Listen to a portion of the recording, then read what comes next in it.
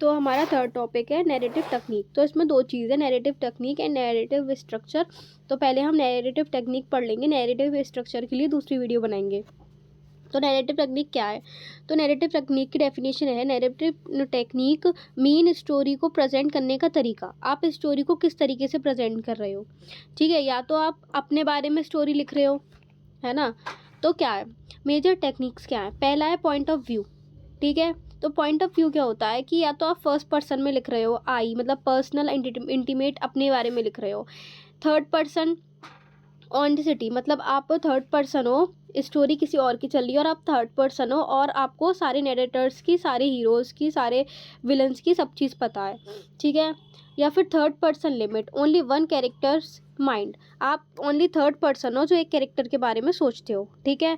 Objective point of view, या फिर objective point of view है कि मतलब ऑब्जेक्टिव पॉइंट ऑफ व्यू मतलब ओनली एक्शंस चल रहे हैं, उसमें कोई थॉट्स नहीं है, ओनली एक्शंस दिखाए जा रहे हैं, ठीक है। और है अनरिलायबल नैरेटर। तो एक ऐसा नैरेटर ट्रस्टी वर्थ नहीं होता, ठीक है, जो अनरिलायबल मतलब जो अनरियलिटी वाला हो, ठीक है।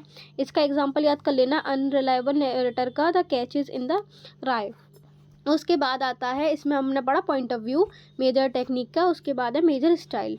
तो स्टाइल क्या होता है? Stream of consciousness. तो स्ट्रीम ऑफ कॉन्शियसनेस में होता है ना, नोवेल में माइंड की कंटिन्यू थॉट्स, जो माइंड में कंटिन्यू थॉट्स चलते हैं वो चीज़ रिप्रेजेंट करना।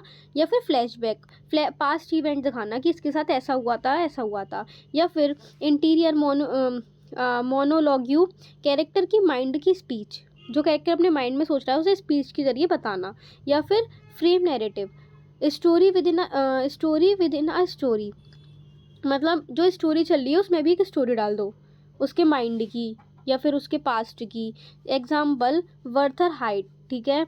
उसके बाद है एपिस्ट्रोलेरी टेक्निक, जो लेटर्स और डायरीज होते हैं वो पढ़ के बताते हैं कि इसको ये लेटर आया और उसमें क्या लिखा था, वो चीज़, वो वाली टेक्निक डालो। उस एग्जाम्पल को बोलते हैं पमेला डेकुला, ठीक है। तो हमारा ये यहाँ पे कंप्लीट हो गया। तो फिर से नैरेटिव टेक्निक क्या है? नैरेटिव टेक्निक एक स्टोरी को प्रेजेंट करने का तरीका है कि आप स्टोरी को कैसे प्रेजेंट कर रहे हो।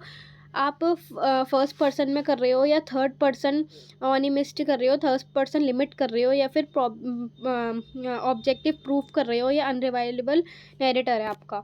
या फिर आप इसके नैरेटिव स्टाइल क्या है? Stream of consciousness, flashback, interior monologue, frame narrative और एपिस्टोलरी टेक्निक, ठीक है। इतना ही है इसमें।